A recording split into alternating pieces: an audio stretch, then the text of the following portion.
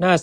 255ตั้งแต่ปเนตังจตัสโสโยนิโยปัญจคติโยสัตตวิญญาณัตถิติโยนวสตาวาเสเป็นต้นไป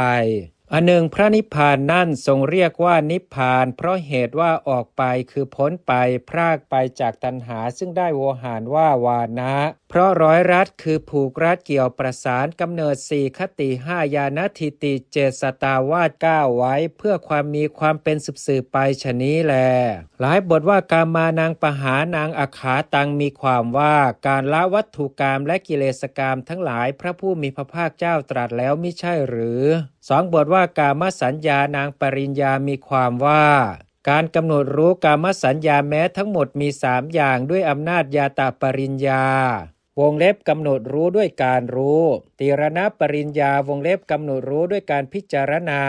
และปหานปริญญาวงเล็บกำหนดรู้ด้วยการละเสียพระผู้มีพระภาคเจ้าตรัสแล้วมิใช่หรือบทว่ากามปิปาสานางมีความว่าการกำจัดความระหายในกามทั้งหลายหรือความอยากดื่มกามทั้งหลายพระผู้มีพระภาคเจ้าตรัสแล้วมิใช่หรือบทว่ากามวิตกกานางมีความว่าความเพิกถอนวิตกทั้งหลายที่เกี่ยวด้วยกามพระผู้มีพระภาคเจ้าตรัสแล้วมิใช่หรือบทว่ากามปริลาหานางมีความว่า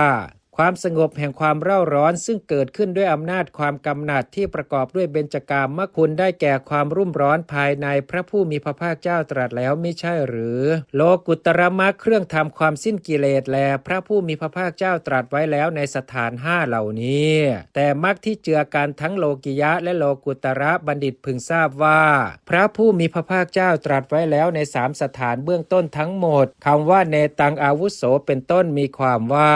ดูก่อนผู้มีอายุกรรมลามกนั่นของท่านย่อมไม่เป็นไปเพื่อความเลื่อมใสแห่งชนทั้งหลายผู้ยังไม่เลื่อมใส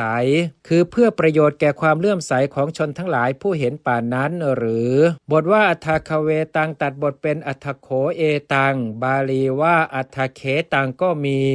บทว่าอัญญทัตตายะมีความว่าวงเล็บกรรมลามกนั่นของท่านย่อมเป็นไปเพื่อความเป็นโดยประการอื่นจากความเลื่อมใสคือเพื่อความเดือดร้อนอธิบายว่าย่อมทำความเดือดร้อนแก่ชนทั้งหลายผู้มีศรัทธาอันยังมิได้มาด้วยมรรคว่าเราทั้งหลายเลื่อมใสแล้วในพระธรรมวินัยชื่อแม้เช่นนี้ซึ่งมีพวกภิกษุผู้ปฏิบัติเลวทรามฝ่ายความเลื่อมใสของชนทั้งหลายผู้มีศรัทธามาแล้วด้วยมรรคเป็นของไม่หวั่นไหวด้วยเรื่องเช่นนี้หรือด้วยเรื่องที่ร้ายแรงยิ่งกว่านี้เหมือนภูเขาสิเนรุไม่หวั่นไหวด้วยลมฉะนั้นเพราะเหตุนั้นภิกษุสหายเหล่านั้นจึงกล่าวว่าเพื่อความเป็นโดยประการอื่นแห่งชนบางพวกข้อว่าภควโตเอตัมมัตถังอโรเจสุงมีความว่าภิกษุสหายเหล่านั้นได้กราบทูลคือได้แจ้งเนื้อความนั่นแด่พระผู้มีพระภาคเจ้า